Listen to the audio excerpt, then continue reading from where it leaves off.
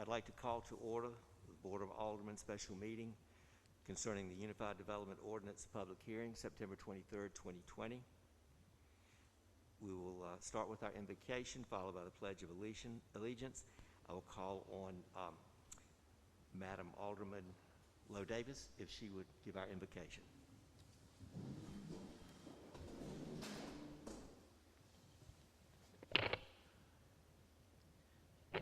Before we pray, I'd like to say that we are in the middle of, toward the end of Rosh Hashanah, and just 2 days away from Yom Kippur, and so it would be appropriate at this point in memory of Ruth Bader Ginsburg, who is lying in repose today at the Supreme Court, to say, may her memory be blessed, and may her life be sealed for blessing in the book of life. Now let us pray. Creator God, we thank you for the blessings that you have bestowed upon Southport. We ask in this time that you grant us wisdom to make right decisions for the best and best good of the city of Southport and all of its citizens. Amen.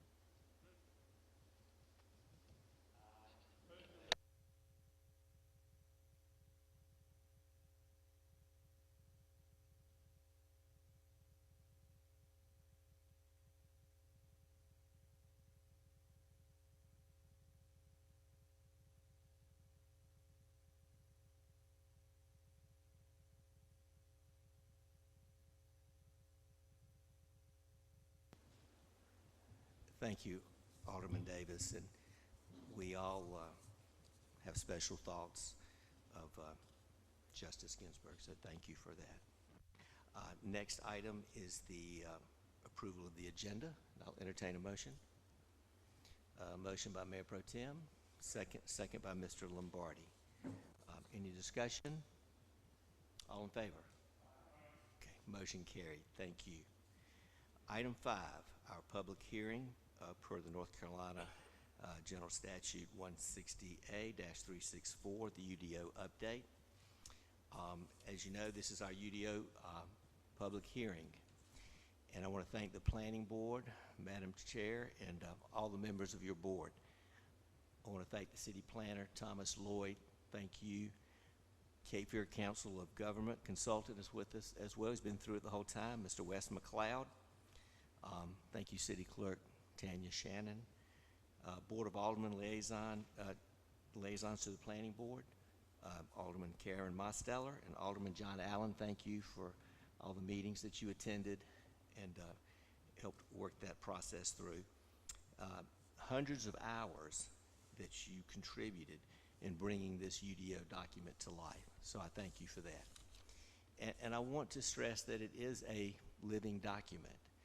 It can be revised. There are guidelines to do that. It can be updated as the need arises. I want to thank the Board of Aldermen and the Planning Board for the cooperative endeavor in workshops, and I want to thank the citizens for their input and their patience with this process. So now I would like to open it up for public comment. Madam Clerk.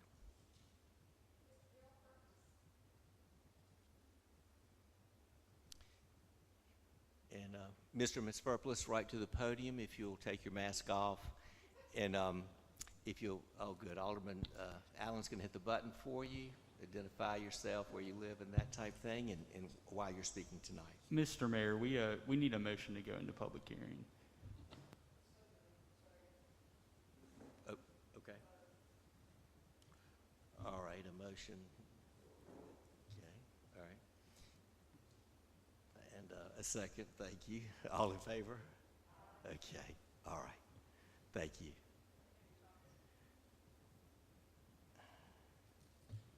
You know, I was unaware that we had to do that. I don't recall having to do that. I know the Planning Board used to, but I don't recall us having, talking to, I mean, we're happy to do it, but anyway, so we're good either way. Thank you.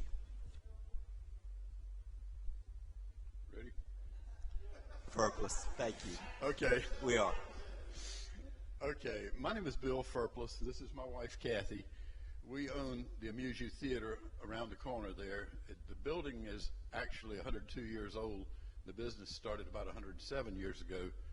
I know very few of you. I know the mayor a little, and I know a couple of the board members, but so I'm talking to strangers, I guess. I was on this board for 8 years back in the 70s and early 80s, but so I know it's tough sometimes.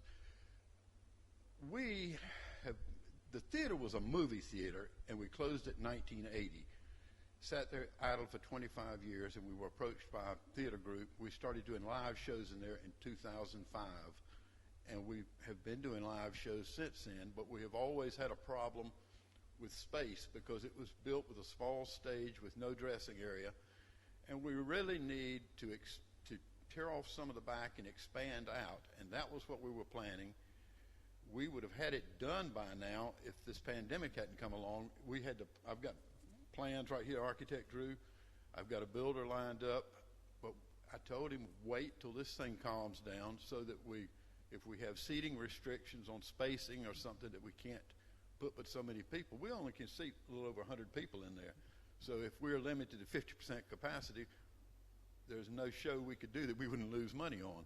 So we were trying to do that. So what I guess I'm doing, if this zoning change is complete thing is a done deal, is begging for a variance or something down the way so that we can do that. What we're doing will not, I can't see any way it affects the parking situation. We've got these people there. We have our dressing area is a curtain hanging up with the men on one side and the women on the other side. It's pretty pitiful back there. And Kathy, if she wanted to say, she could say more about that because I'm usually up at the front and she's back in the back area there with the music and the actors and all, or performers. So anyway, that is it. Is that a possibility? If this passes tonight as written, we would certainly need more than 15%. There's no place back there to provide additional parking because what our plans were calling for was going on back. When we were doing this, the zoning required no setbacks in that area. So the architectural plans have us going back to about 5 or 6 feet from the back of the lot. And we would have dressing rooms, male, female dressing rooms. We had no storage space. The only thing when that theater was built that you needed to have storage space for was a broom and a place to put your posters for the coming movies, and then later on for concessions. But now we have to have props and stuff for shows.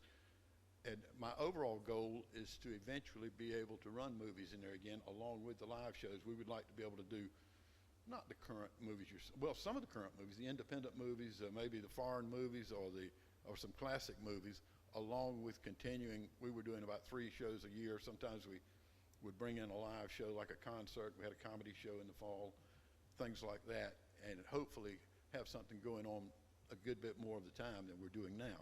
But we needed that area in the back fixed to be able to do that. So, Kathy, is there anything you want to add? No? Oh, when I talked to the builder yesterday, and I asked him if he could come tonight, I didn't know about this till yesterday, and he said that he's homesick with pneumonia right now, so he couldn't come. But he said that the increased size, I asked him what the size. Now, I don't know whether that includes tearing off the part that's there and expanding out, or including that as part of space and coming on out. I talk with my hands a lot. But he said it would be about a 40% increase. I think that includes tearing off the part that's there. The part that John looks at through his, looking across there, that would come off, and then we would go on back. So that's what we're facing. But I really don't see how it would affect parking downtown at all, because when our shows are at night, and there's plenty of parking places down there at night. We do a Sunday matinee when we're doing a show, and most of the businesses downtown are closed on Sunday anyway. So that's what I've got to say. Any questions or anything? Thank you, Mr. Okay. Furpless. Yeah. Madam Clerk, do we have anyone else signed up right now?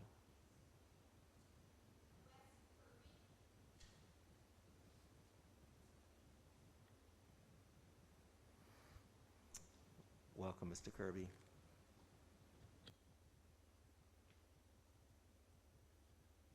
I guess this is still on.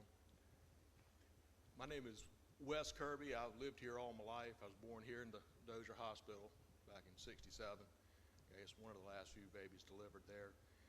My father opened up the drugstore here on downtown corner of Southport, Kirby Prescription Center, and worked here. Well, he built that store in '67, and he retired in '93.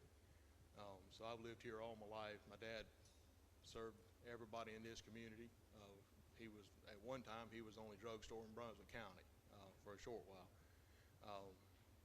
And you know, our properties are, the properties I'm talking about is basically Bullfrog Corner, the Margaret Rudd office on the back side of that, and then the deed actually shows me owning the alleyway. I know the city's got a right of way through there, but also the Pearl, which was the old Deborah's place.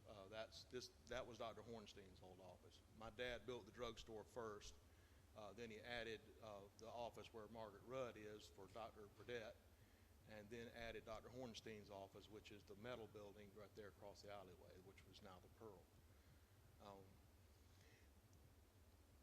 And talking about this ordinance, I don't think a lot of people have been aware of what's going on. And this bothers me greatly. A lot of people on this board were voted in for transparency, and it doesn't seem this has been telegraphed very well, so I just wanted to bring this to your attention. I mean, I even spoke with the president of Downtown Incorporated. They had no clue about this. So I think the property owners downtown need to be brought on board here before we proceed with that. That's one point I'd like to make. The second point is, when you're talking about the downtown area, and when I say downtown area, I'm really talking to me, and this is my definition basically, is within basically a block of the stoplight, so to speak. The vast majority of these buildings are pretty much built to the perimeter of the property. We all know that. I mean, there might be a few exceptions here, but the vast majority of these properties are pretty much out towards the limit that they can go. And this ordinance is basically going to say, you know, you're not going to go anymore. Well, if you're built out to the limit and you're built up to the 2 stories, you know, everybody's lived by the 40-foot height limit, that might be okay with you. But there are several properties here in the downtown area that are older single-story buildings. I own 3 of them, okay? One of them, the Pearl, that's in a metal building, Dr. Hornstein's old office there. It's 50-plus years old. It's at the limit of its life. I'm patching it with putty and mesh to try to keep the holes patched in it. This building's at the end of its life, and it could be needed to be replaced at any day now. Under this ordinance that you're pushing here, this property is worthless. I can't build a second story. I can't go back with a second story like everybody else has, and there's no way you can afford to build a single-story building at today's building code. It's unaffordable. It's uninvestable, folks. And if you don't believe me, look at what everybody's done over the last 30, 40 years. You know, with the church, it's a 2-story building. With the coffee shop, 2-story building. With, on the other side of the museum, where he built the beauty shop there, Stanley. You know, that's a 2-story building. The jewelry shop across the street from Bullfrog there, that's a 2-story building. The Stateport Pilot building, 2-story building. I mean, nobody's building single stories, and there's a reason, and we all know this reason. I mean, you can talk with the architects. The fact is, it's uninvestable. Point blank, end of story. And I need you guys to understand that. That is an uninvestable option. Nobody's going to do that. If you condemn our properties, our single-story properties, to this ordinance, you're basically making our properties worthless. They can't be invested in. I mean, I understand the point that the ordinance is trying to stop things that are out of control or expansion that you might hurt or might be unsightly. I can understand this point, but you have to understand too, you can't tell the people that own single-story buildings that they no longer have the same rights that everybody else has enjoyed. You are discriminating against us owners of single-story buildings. You're telling us that our property can't be the same value as everybody else's and the same potential, because when you're talking about value, the value of a property is greatly influenced by its potential, what you can do with it. I mean, that's a fact. This ordinance destroys the potential of these properties. And I know somebody said, oh, well, you can go back through the political process again. You can change this. How is anybody who's going to invest in one of these properties going to know whether that's going to succeed or fail? How does anybody know that they're going to spend all this money to go through that political process on a gamble that individuals in the future may agree with them? You're not going to, I mean, who's going to do that? You know, so this ordinance is written severely devalues properties like mine, single-story properties that are old, that could be needed to be replaced any day now. And we've got to think about this, and we've got to allow for us property owners that have single-story buildings, we need to have the same right that everybody else has had, to have that potential for our property. And I'm not saying I want to go and build a Taj Mahal tonight. That's not my point. I just want the same rights that everybody else has enjoyed. And that way my property can be valued the same way everybody else's is valued. This ordinance steals that from me. It's also, I've talked with at least one person on the planning board, and I found out that the planning board did not recommend this avenue. And it's very disturbing that when the planning board doesn't recommend this, and all of a sudden now this is being pushed, I think the public needs to know this, and they don't. And I'm telling you right now, this move has not been telegraphed to the public. We need more openness here. We need more discussion. Some more downtown property owners need to be brought on board, and we need to hear from them.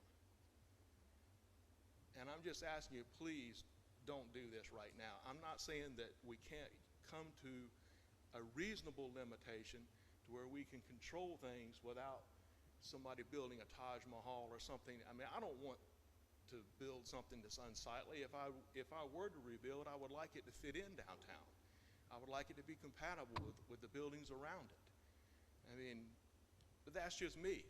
Maybe somebody in the future may decide to do something different. If we work together, if we can add some discussion from other property owners, I think we could achieve what you're trying to achieve without being so detrimental to our property values, and at least not so discriminatory. I mean, to just tell, you know, these few property owners have single-story buildings that, you know, you can't do anything anymore. You're done. Okay, oh yeah, you can go through a political process, but if they say no, you're done. Who's going to take that risk? And that risk is going to matter with the value of your property. Is going to be based on what they think they can do, what that potential is. And we need to be careful with that. That's all I'm asking you. Please think about this and think about how you're affecting the value of our properties and how it's affecting the fairness of what we can do with our properties. And please talk with the planning board. Have somebody on the planning board speak tonight, please, and let's hear more about that as well. That's all I have to say. Thank you for your time. Thank you, Mr. Kirby. Appreciate that. Madam Clerk, is there anyone else? Is there anyone else here from the public that would like to speak? Okay. What I would like to do next is it seems like the ordinance on page 389 is the one, Mr. Lloyd, that's the one that everyone is referring to. Is that correct? And I was wondering if you and Yes, Mr. sir. McLeod could give us some enlightenment on that, and if you could also answer whether or not the planning board made the recommendation or not. Sure. So the change that was made at the last meeting was taking that change of use or redevelopment whereby the floor area of the building is not expanded by greater than 15%. Previous to this, it was 25%. At the meeting on the 31st, it was the pleasure of the board to change that to 15%. So with that, if the floor area of the building is increased by over 15%, that additional square footage of the structure that is used towards the use, and it also depends on what the use is, but that additional square footage would have to provide parking. There is also a regulation in here that if it's within 500 feet of on-street parking, it is able to use, or it's reduced by 50%, which most of these properties are. And I think that's really kind of an explanation of where we're at there. I don't know if Wes has anything to add. As far as what the planning board recommended, I would have to go back and look at that draft that they recommended. While Wes is doing that, I'll actually look. Oh, no. I meant while Wes is, if he has anything to add, I'm going to look through my files and see what the planning board draft had in there. Okay, thank you. Wes, if you could enlighten us some more. Thank you. Thank you, Mr. Mayor and Board. I don't have much to add. Thomas pretty much provided you the update, and I think most of you are familiar with this. We've talked about this. But I don't recall the exact draft at which was recommended by the planning board. At one point in time, there was no parking required in the CBD. And I'm not sure if that's the draft that you received. Okay. And so, Laura, if could. So there was two actions that were taken because the original draft that we got on the 29th of May, minimum off-street parking ratios, and motion was made to strike number 2 under this section, which states within the CBD, the Central Business District zoning district, no off-street parking shall be required for any non-residential use, whether new construction or change of use / redevelopment. Within the CBD zoning district, all residential uses require full compliance with the off-street parking requirements contained herein. So one meeting, an earlier meeting, the motion was made to strike that section. Then the most recent meeting where we had the large discussion about 25% versus 15%. So there was two actions that occurred since the first draft came to us.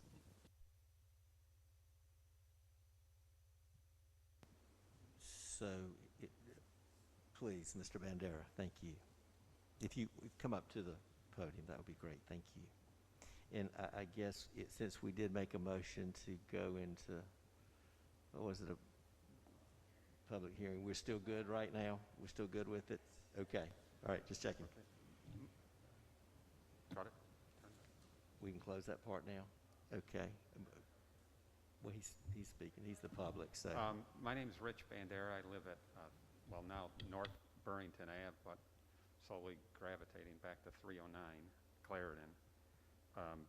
I'm a member of the planning board, and during this whole discussion, we've talked about it, and I think Wes and I went back and forth probably for almost 18 months about the language of the parking overlay district, and I think during that process there's language in that I thought was clear. I think Wes felt it was vague, that allowed no parking, that the no parking clause for the central or the parking overlay district would mean that businesses in that area did not have to provide parking as under the thing, but I felt it was pretty clear. I think over the course of time in Southport, there's been many examples where that parking, no parking was required for businesses converting from retail to restaurants, from building on an addition, from all sorts of things, which would include Christmas house, it would include the Port City Java, it would include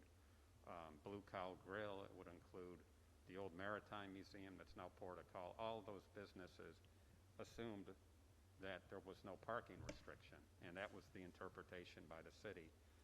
So because of the vagueness in that language, or because of the conflict from how how I interpreted and the planning board interpreted it and how Wes was advising, we recommended at the time to make it clearer, not have a parking requirement in the central business district.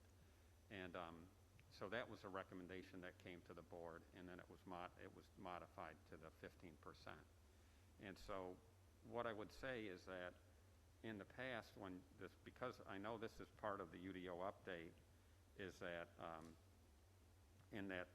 because the parking overlay district is an actual zoning district, and in this whole UDO update, we have not in any place advised to modify a zoning district. That has not occurred, but that's a requirement for this to go into effect. So the whole zoning district rezoning would have to be a separate notification process.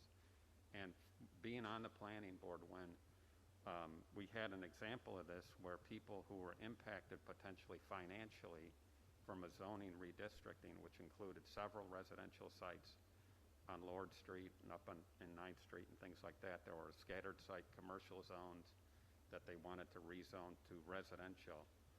There was a public notification because the potential financial hardship of those property owners, and notification went out to all of those property owners whether they wanted to be modified to residential because it may be worth more if it remained commercial. And I think what happened in that case was the majority of people wanted to convert their properties back to residential. So there was that kind of process that went along with that and within that, which I thought was a fair process. And I think that, from what Mr. Kirby and Mr. Ferplis said, they're under the assumption that they could do what other people have done, and that's kind of why, in a lot of cases, I was voicing my concern during the process of presenting that opinion for the board's consideration. Thank you. Okay, thank you.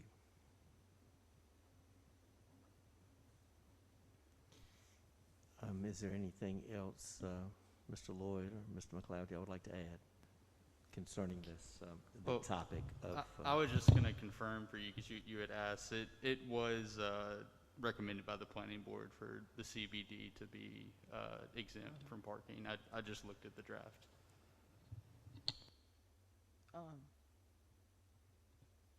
Can I ask Wes, the current UDO, the way I read it, is that it does not allow for expansion within the parking overlay district without impacting parking requirements.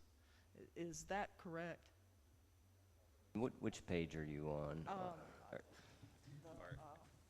So It's page 1601 in the old UDO. Do you have the old one?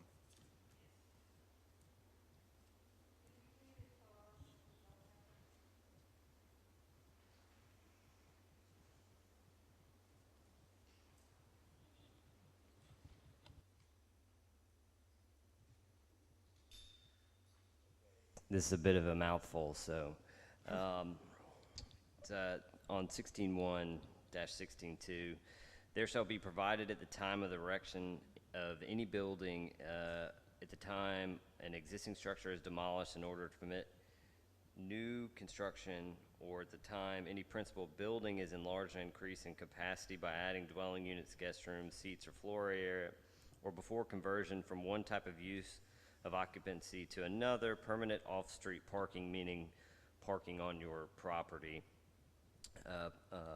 space in the amount specified by this ordinance. Such space may be provided in a parking garage or properly graded open space. All parking areas shall be designed so that ingress and egress shall be established, except for multifamily and single-family uses in the OI district. All off-street parking and loading areas shall be provided in the rear. No off-street parking or loading shall be permitted in any open space. Thomas, am I looking at the right? No, that's not the right. That's not the right section. Look at Yeah. above that at 16.1, Where it says exemptions. Ah, sorry. Off-street parking and loading areas shall apply to all districts with the exception of the area shown on the official zoning map as the overlay district. Within the overlay district, if an existing structure is demolished and subsequently replaced with a new structure situated on the same footprint or of equal or less square footage to the existing structure, then the owner will be exempt from off-street parking requirements if a building permit for reconstruction has been secured within 180 days following demolition. Properties which are substantially damaged, such as flooding or a hurricane, are exempt from the off-street parking requirement when replaced.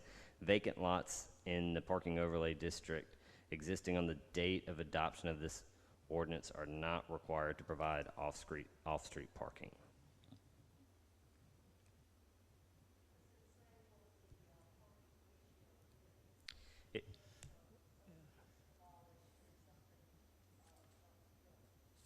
That would depend on the particular use.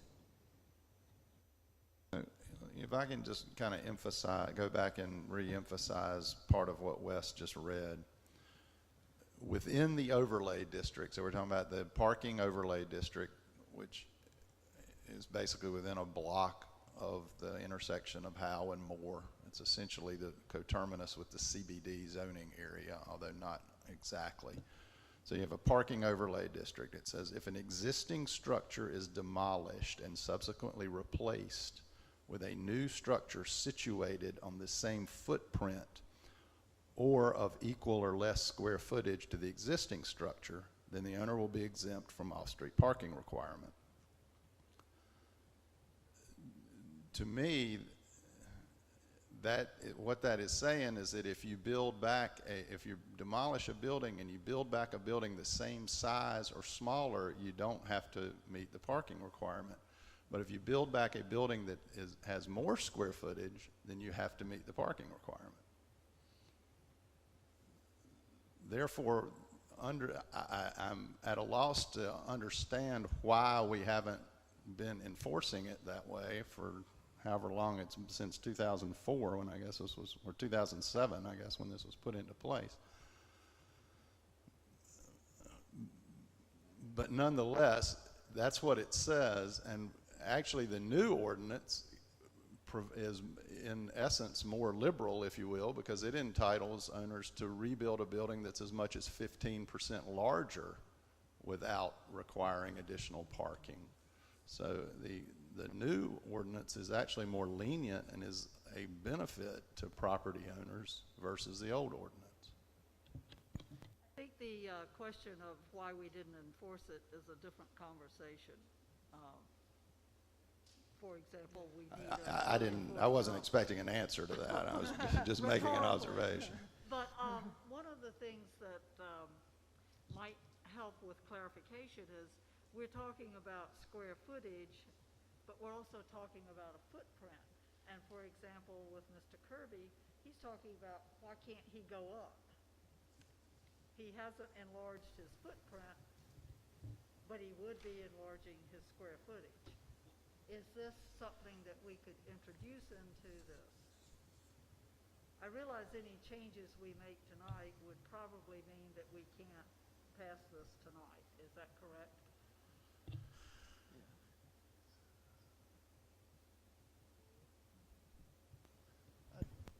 That's my understanding, yes. I'm not worried about waiting 2 weeks to protect these people's property rights. Mr. Furpless is going to be expanding his footprint, a valued commodity, a treasure in our town, the music for 100 years, and to keep that alive, and for us to put something in the UDO that would prevent that travesty. And then Mr. Kirby, with his footprint, if we change the language to footprint, it would help him, but not Mr. Furpless necessarily. So I would like to adjust this ordinance. I don't want to just throw out my rendition of it. I would like to sort of work through it with all of us. I don't just want to throw out a motion that everybody couldn't live with. But we do need to adjust this and not be worried about 2 weeks. in addition to the new UDO providing a greater benefit and allowing property owners to build back a larger building versus what they can build under the old UDO, the new UDO also has conditional zoning, which would allow a property owner to come in and apply for that in order to build a building that's larger. So not only are we providing some direct relief, some, administrative relief, we're also providing a form of legislative relief to them as well. And that's the question that I was going to ask two gentlemen, our planners. Do these owners have a mechanism to still go forward with a plan if they wanted to go greater than 15%? Just to follow up on what Alderman Allen is saying, do they have a guideline, a mechanism, a way to go forward if they want to go greater than 15%? Yes, Mr. Mayor, that's correct. And I did also want, let me also answer Rich's question regarding the overlay district and the rezoning. There will be a rezoning that would be required as part of this UDO, as has been discussed. We are applying those parking requirements throughout the CBD and a BD and the BD district, so as not to have just a line on the map per se for the parking overlay. So that will be happening if that rezoning is moves forward. The folks will be notified. But to answer the question about conditional zoning and asking for a project, yes, absolutely, they may apply. There is, that is not a set in stone approval. Obviously, they would need to go before the planning board and also before this board and also have a public hearing. So, that could be anywhere from a 3 to 6 month process, depending on how things were to go. But they do have recourse. Is that correct? Development standards such as parking is something that can be requested by an applicant as part of the conditional zoning process. And there's nothing that the planning board or the board of aldermen in this UDO, and particularly this one, that is purposefully harmful to the economic value of owners of property. And I think this has been discussed time before about enforcement of what has historically been the understanding of parking in the CBD, and whether or not the ordinance says that you need to provide parking, it's sort of been more or less understood that you don't have to provide parking in the CBD or the overlay district, despite what necessarily it says in the ordinance. I think that was part of the reason why initially the planning board did have that recommendation that no parking in the CBD. But as John alluded to, if you're going by actually what it says in the ordinance, you really do need to provide parking if you are expanding, and that's the rule now. So I hope that helps. Thank you, Mr. Bandera. I got it.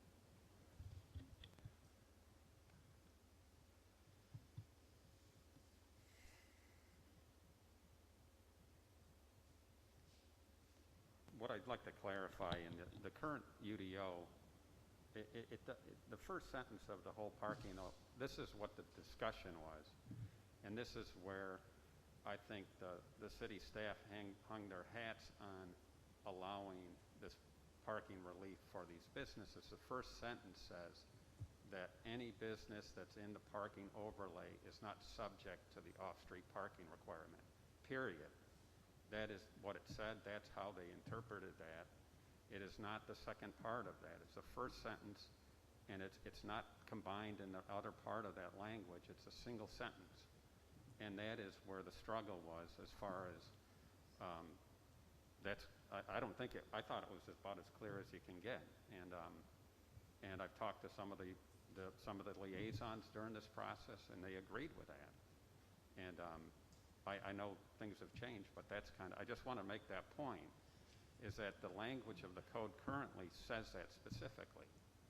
And that's where, to make it even clearer, we recommended to have the CBD exempt, because it said it currently. And so I just wanted to point that out. Thank you. And so that was the recommendation of the planning board, just so I have it straight, that the CBD would be exempt.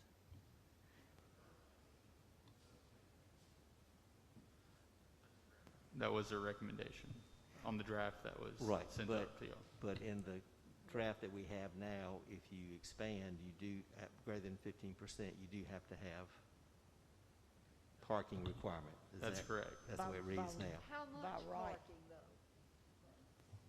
I mean, if you expand, let's say Mr. Purplis expands 16%,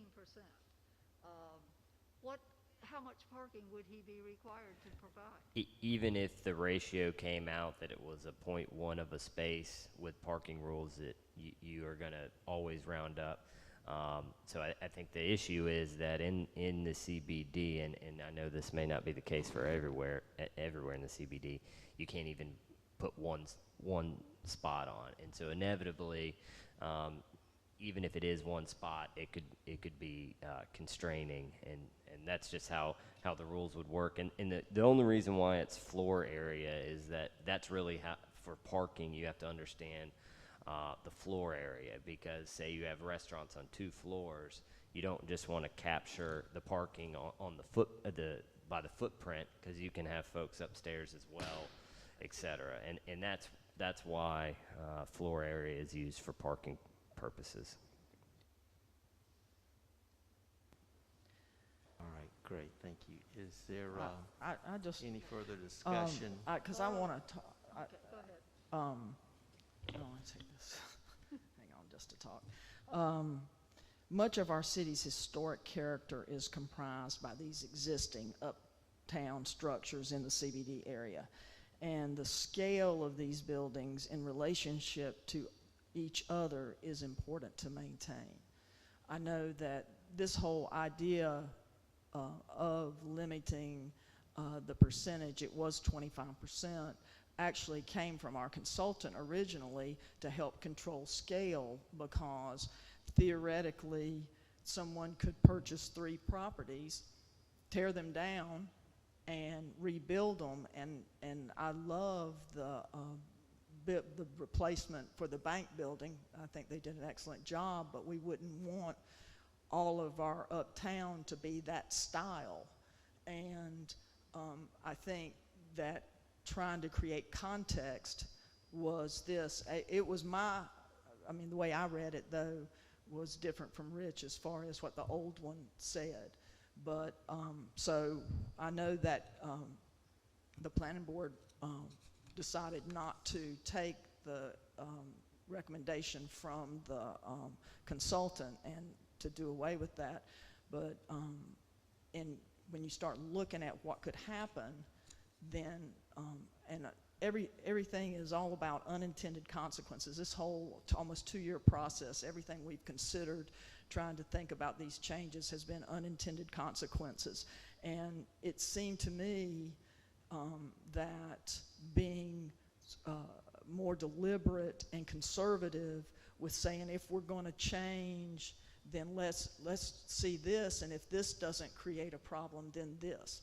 Knowing that there was the conditional zoning mechanism that would allow someone to do 2 stories and come to the, and correct me please, Wes or Thomas, if I say something wrong. But it's my understanding that in that conditional use process is the application is a public process, and that way you could say things from a design standpoint. I want to do this 2-story and add this and maximize the square footage, but I'm going to do this with the facade so that it looks like it belongs there, rather than being, monolithic. the decades of slow change are behind us. And so really, for me, I'm just worried that once it slips away, it's gone. And and I'm not trying to usurp anybody's property rights. I just want to be clear about that. And there is a mechanism for them to be able to exercise their property rights, to my knowledge. And again, please correct me. So I don't want for anyone to feel like we're cavalierly taking something away, and you can't maximize your property. That's not it. It's that in this CBD, the public is providing the parking, and so it's really the character of our town. You know, the whole UDO is based and must be supported by our comprehensive plan. Our comprehensive plan is our CAMA land use plan. In that plan, the first vision and core value identified is preserve the city's historic character. That's our first vision and core value.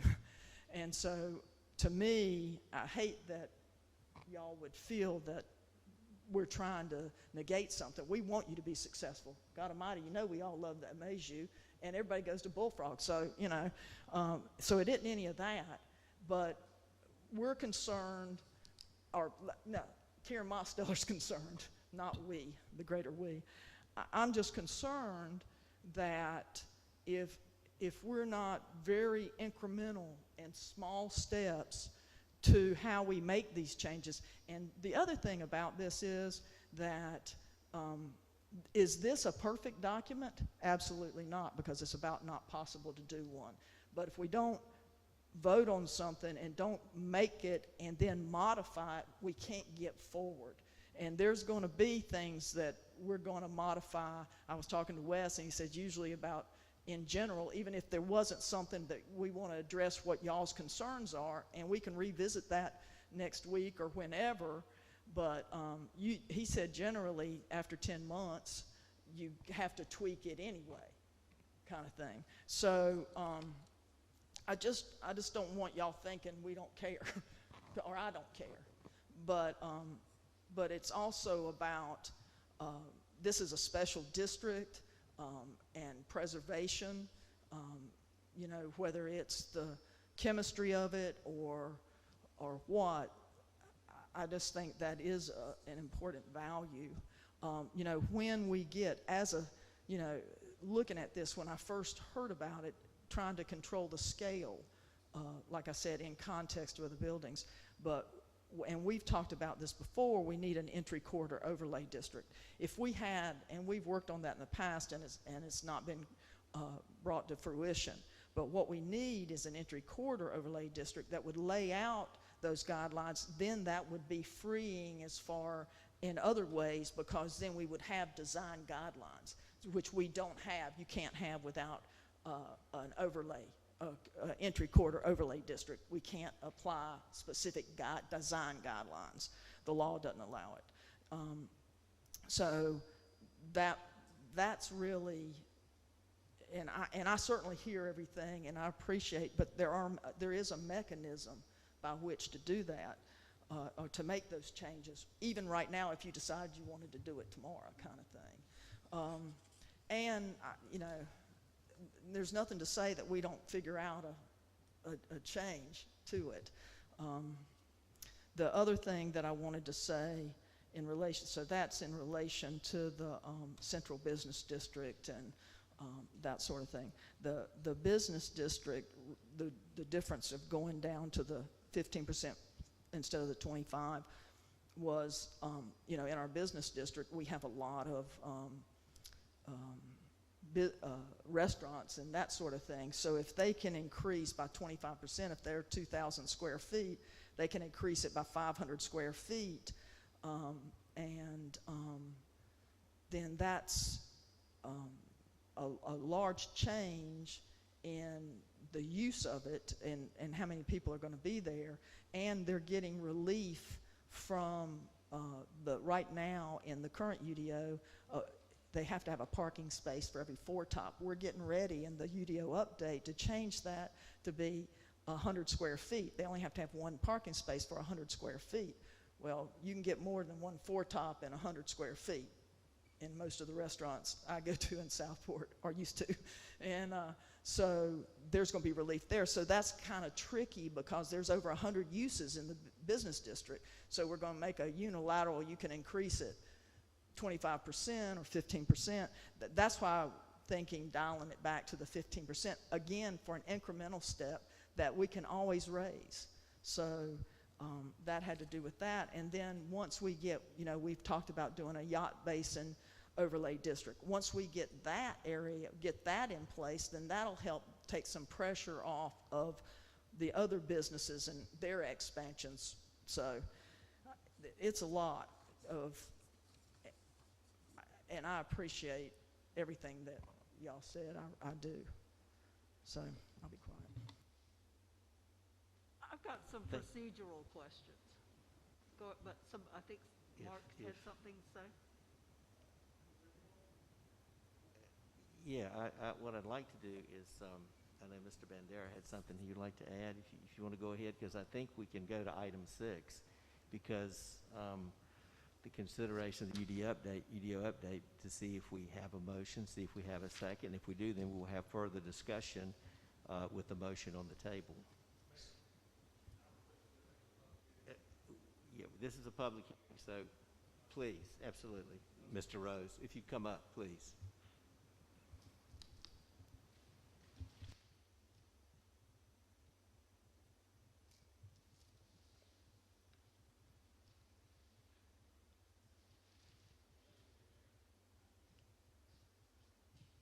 Well, thank you again, Mayor, for letting me speak.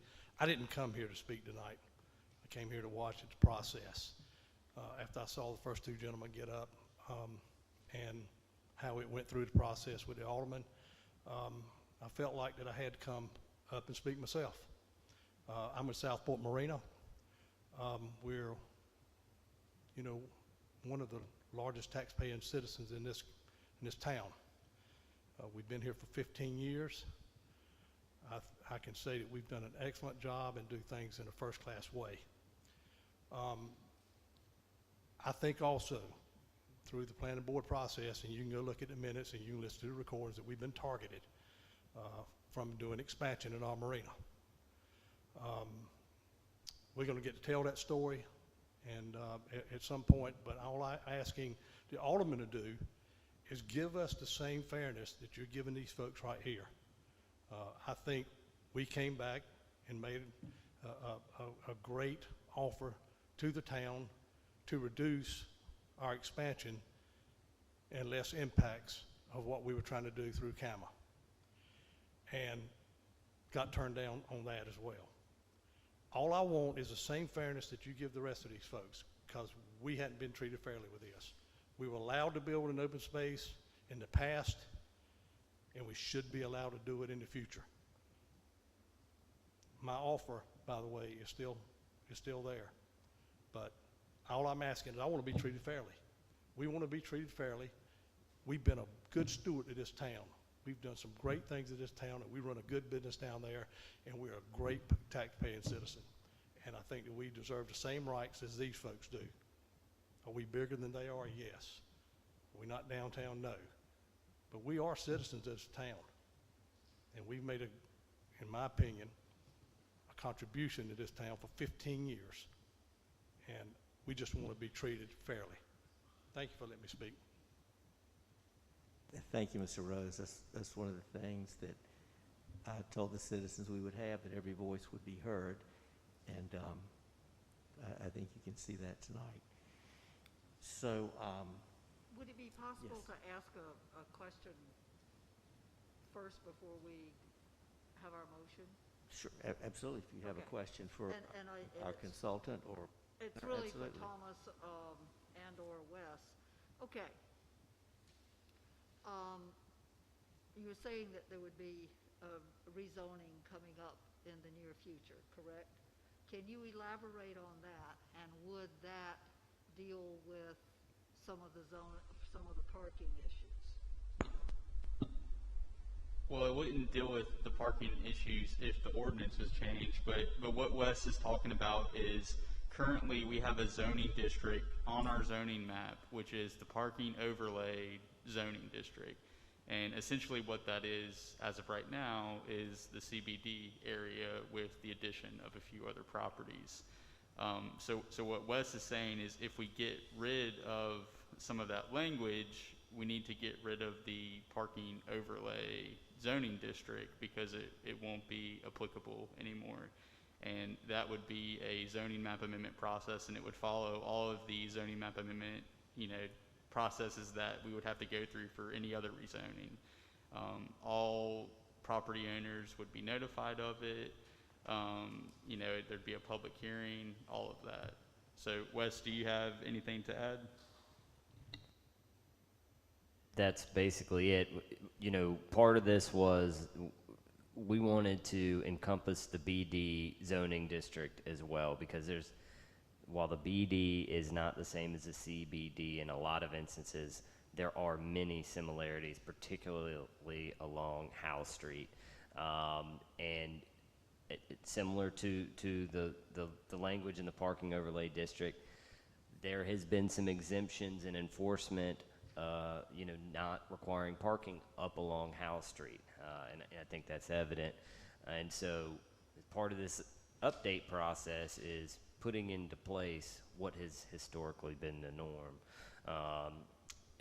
Granted, it depends on how you read some of this, but allowing BD to essentially have more relaxed parking standards, so you're ensuring that businesses that change hands or a new use comes in, they're not going to be stymied by having to provide off-street parking, for example, to ensure that your storefronts are continuously operating. Now, there has been the 25% expansion put in there, and there's been a good amount of discussion about this over almost 2 years now, and it has gone back and forth from CBD not having any parking required, and I don't want to get into me making policy recommendations, because I have not done that in this process. I have provided options based on discourse. And so I made it clear as we started this, in many CBD jurisdictions, there are no parking requirements. In our discussion with the planning board, it was initially determined that we were going to have a 25% cap. Over time, that eventually changed when it came to you, and as has been discussed, there is no silver bullet with parking in Southport and Wilmington, anywhere. It's a very hard thing to figure out, and so that's probably more than you wanted to hear, but I just wanted to provide that. So, it seems to me that we have a conflict that's almost unresolvable in the UDO process between trying to preserve the character of downtown and yet preserve the viability and success of the existing businesses and not limit their opportunity to thrive by expansion, etc. And then, of course, there's the fact that many of them can't even go to the second story under this because there's no parking, literally no parking available. So they can't go to a second story. So I'm kind of torn between the desire to preserve the character of downtown and be realistic about what we are asking business owners to do. Do you have any thoughts on that to guide us?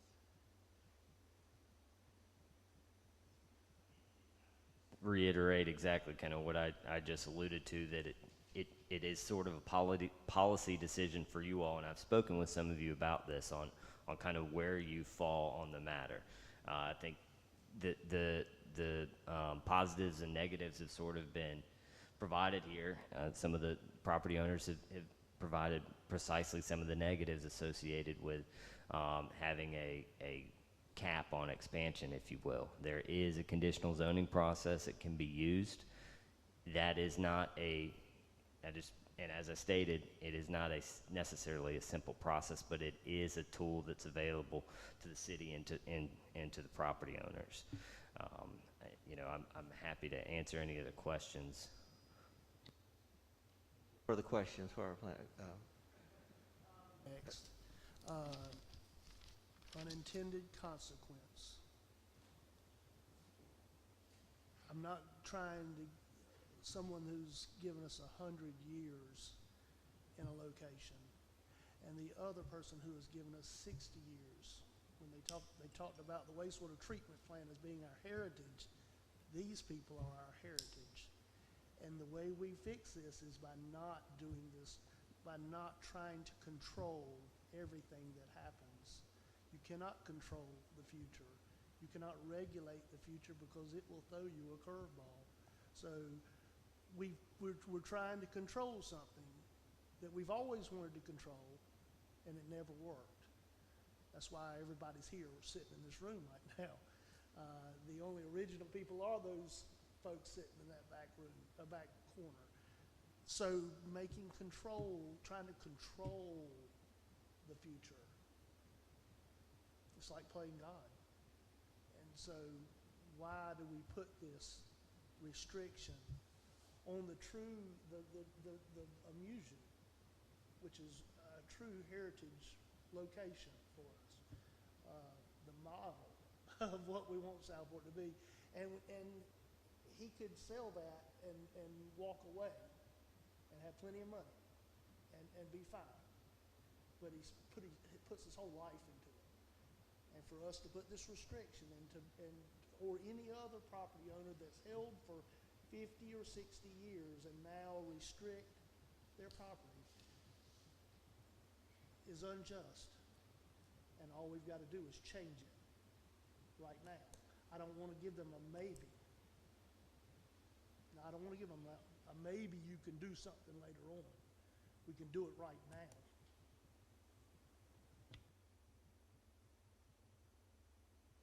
Thank you, sir. Actually, I was going to call on you first because ladies go first. I apologize.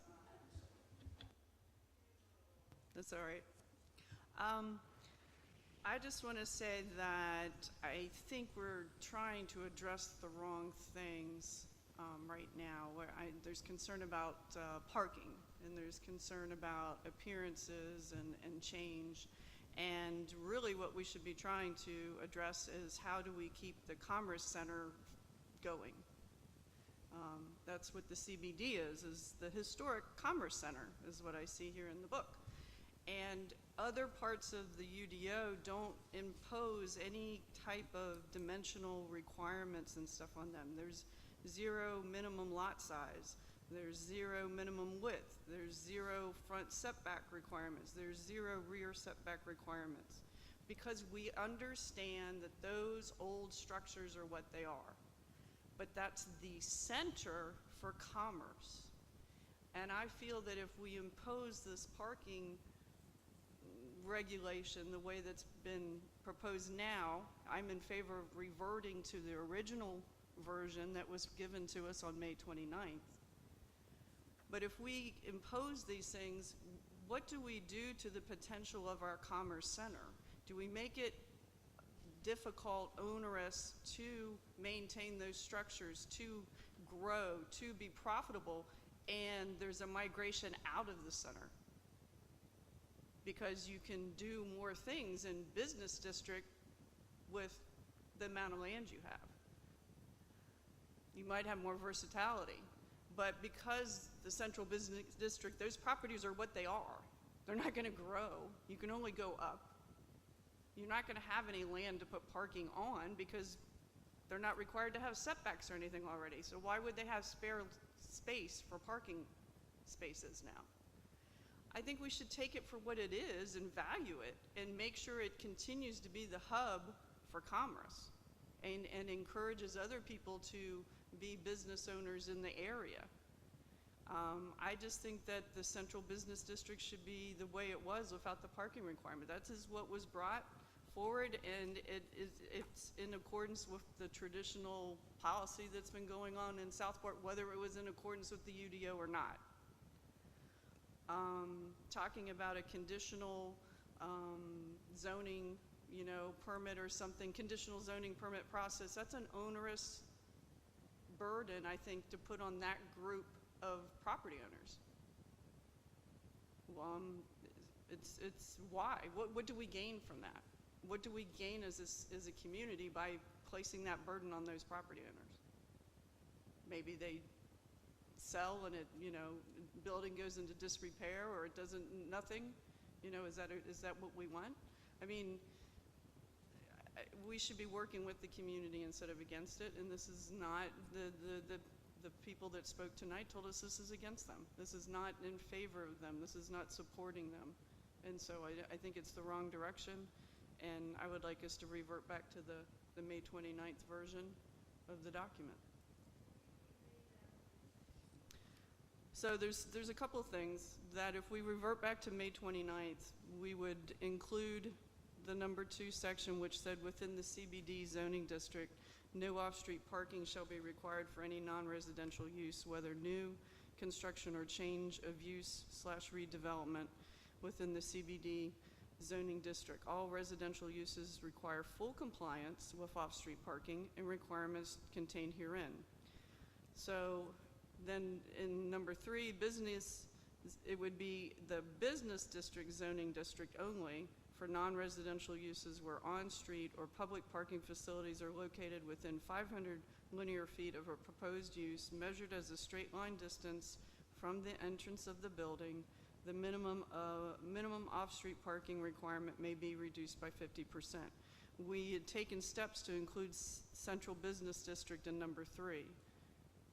So if we go back to the original version, it would only business district would be applied. And then the last thing would be the chart below, chart table 3.4. We included the central business district in this chart, where originally it was only the business district that it was supposed to apply to. And I really think we should go that direction. If we have parking issues, we should be talking about other things, policy, and actions we can take to address parking. We shouldn't place the burden on these properties that we say are valuable and that we want them to thrive and draw customers into the city.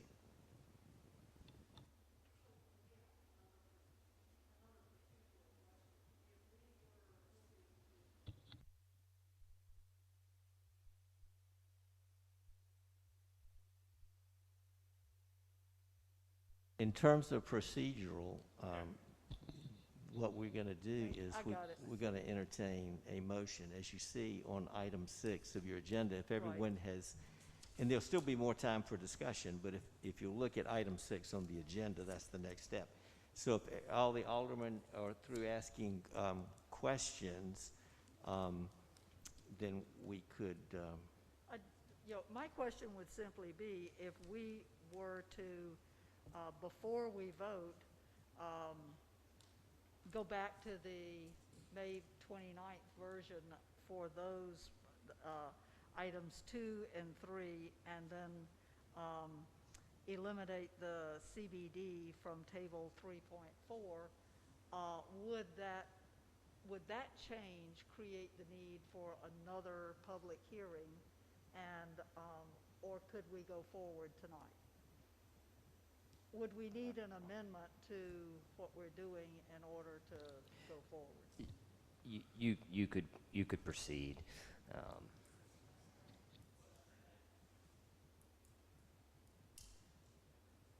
So you could proceed without having to have another public hearing. Okay.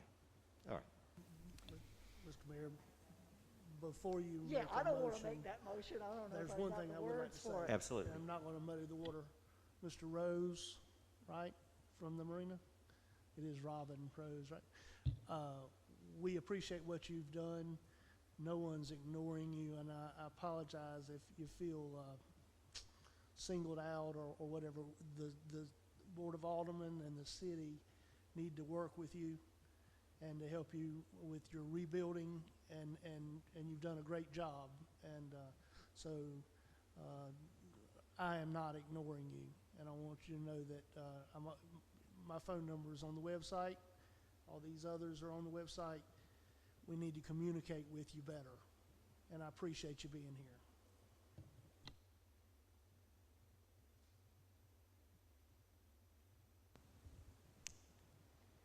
Okay. I will, item 6, I will entertain a motion. Mayor Pro Tem. May 29th. May 29th version of the UDO, page 3-89, 3-89. or 389. How about, Laura, you make the motion, I'll second it. I'd like to make the motion that we revert page 3-89 back to the original wording that was presented to us on May 29th, 2020. So That- moved. That Second. would be the only changes, is just Second. this page. Okay. Second. Second, and I want to make sure that the public is clear with what we're doing. So basically, since they can't see page 3-89, but and I have the May 29th draft in front of me, and that also, does that include the language in the table or not? That's the intention, yes, sir, is to go back to the original version dated May 29th, and that the central business district would be exempt from the minimum off-street parking spaces required. And then, section 2 would be reinstated, that language that explains that no off-street parking is required in CBD. And that number 3 would only apply to the business district. So, And what about the table 3-4? Does it stay the same? That just clarifies some of the language above, so Okay. there'd be no parking required in CBD, reuse, rehab, et cetera, no parking at all, except for residential. When you're converting to residential, I want to make sure that was still in there. And then in the BD, you wouldn't have any parking required unless you expanded beyond 25%. Okay, so it would stay as is, and again, I want to make it clear, it's the business district on this chart that is only, the CBD is not. Do you see what I'm saying, Mr. McLeod? It said, change of the redevelopment in the BD district, a change or use of redevelopment whereby the floor area of the building or parcel is not expanded by greater than 25%. No parking required, but if you did go greater than 25%, you would have to have parking requirement. Just in the BD. That's right, that's what I'm That's in saying. I BD, want to make yeah. sure, I want to be clear, it's just in the And, BD. and y'all, the idea of doing it at 15% rather than the 25%, because of, in business district, we're talking about we're talking about over 100 uses. And that's in business district. It's different. Would it be helpful to? I mean, I still want to go with what the planning board brought to us, because you guys, there was so much debate. It had to have been, it was gone over and over and over, so there was a good reason why the 25% came to us in the beginning, that's all. I mean, I wasn't privy to all those conversations, but Mr. Bandera has explained that this was extensively discussed. So that's all. That 25% is every year. It can increase 25% every year. It's not possible to just improve your property 25% a year. When you move a wall and you move foundations and all, it's not cost effective to do something like that. No one's going to increase 10% every year for 10 years. So Would it be helpful, particularly to the public, if we defined exactly what the CBD is and what the business district is, where the lines are, and what's included in which? Thomas? Yes, so the CDD, is- I don't, we're in our the discussion CBD phase. essentially goes up to Nash, and I think it's 2 properties over Nash, or no, it's just Nash, and it's the church and all that, and then it goes down all the way to Bay Street, and then it also goes on Moore Street, you know, the same area. So it's basically a central radius of all that. So the Yacht Basin is business district. So the CBD ends where Lord Street is. Okay. All the way up House Street. It goes pretty much all the way out to Highway Commercial. So up to, you know, where 211 and 133 meets. 87, yep. Yeah, do you have that in your CAMA land use? That map is in your CAMA land use packet that you received, and it's in there previously.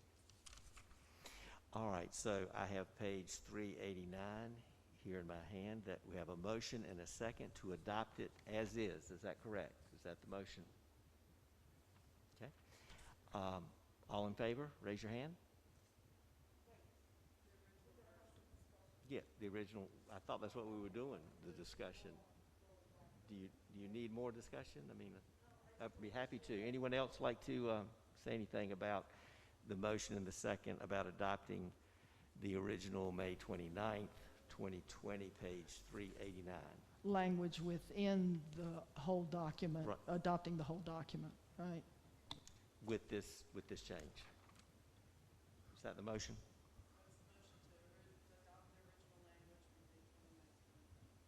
And which includes, including the adoption of the whole document. Is that correct? Okay. I just want to make sure that the motion is correct, yes. All right, we have a motion, a second. Any further discussion? Yes, the UDO.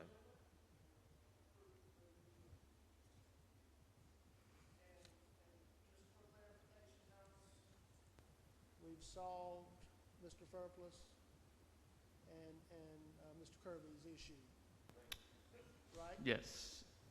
Assuming his expansion is less than 25%. Or no, he's in the CBD, sorry. Yes, Yes. it's solved. Yes. And Wes and I were also just discussing, also in the motion needs to be adopting an ordinance and a consistency statement. And Mr. Mayor, I apologize for interjecting about the public hearing earlier, opening, Oh, and that's fine. and I don't believe it's been closed. And when I always advise folks out of an abundance of caution to just, particularly with adopting ordinances like this, just make sure that we cross our T's and dot our I's. So just procedurally, it would be close the public hearing. There'd be a motion to adopt a consistency statement first. There'd be a motion to adopt an ordinance document that is actually adopting this UDO, subject to the amendment provided. So that there's a couple things, but we can talk through it, and I apologize for that. No apology needed. I appreciate it. Yeah, well, we need a motion to close public hearing. Okay, by Mr. Spencer, second by Alderman Lombardi. Thank you.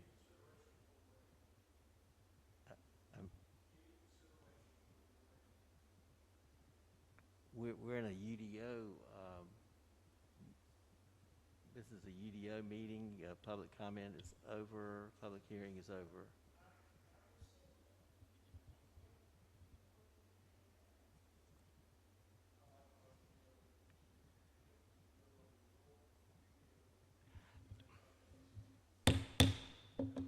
Alderman Spencer, I mean, you know, understood, but stay on topic. Seriously, we need to stay on topic. Well, he was heard. Okay? Okay. All right. So we have a motion to go out of public hearing and have a second. Okay, all in favor? Okay. Motion carried. So now I'll entertain a motion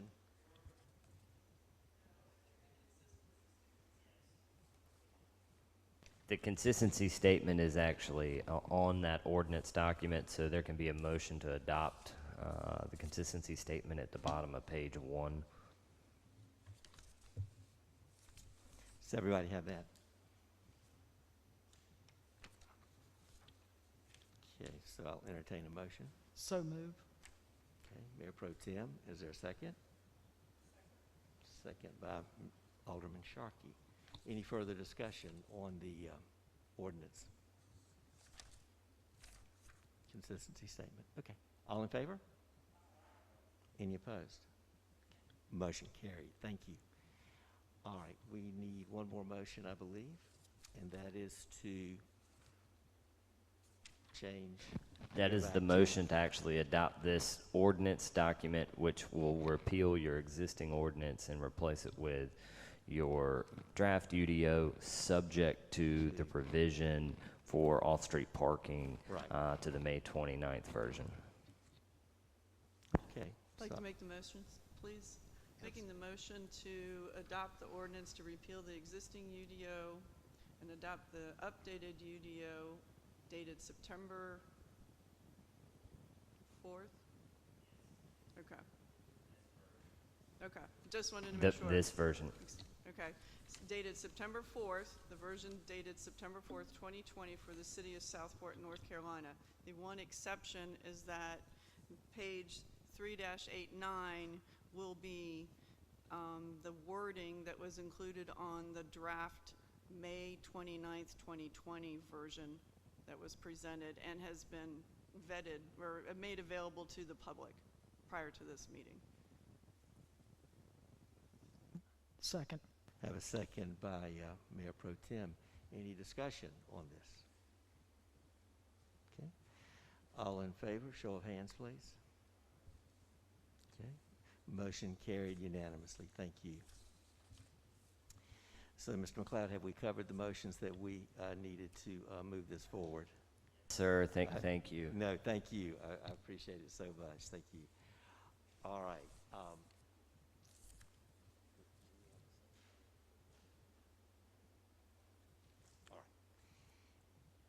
Do any members of the, before I ask for a motion for adjournment, anyone have any further comments? Mr. Allen? Mr. Spencer? Thank you to Wes, Thomas, and the planning board, and all the public for attending. We appreciate your input. Alderman Sharkey? Okay, thank you. Lloyd Davis? Mr. Lombardi? Mayor Pro Tem? Just want to say thank you. Our planning board is tasked to prepare and recommend to the Board of Aldermen ordinances promoting orderly development along the lines indicated in the comprehensive plan. I would like to express my gratitude for the hundreds of volunteer hours from the planning board members they donated for this project, and our city planner Thomas Lloyd's work with Cape Fear Council Government's zoning consultant Wes McLeod, the planning board members Thomas and Wes. Southport's future is better for your work. Thank you so much. And the only other thing is, I wanted to say, with the adoption of this updated ordinance, the need for code enforcement is critical.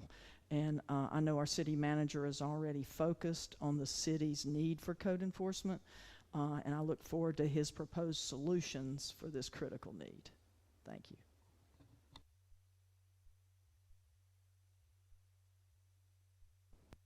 I have a handout that I'm going to pass out to y'all that I would like y'all to take and digest between now and the next board meeting, so what it would cost to add a code enforcement officer to our staff.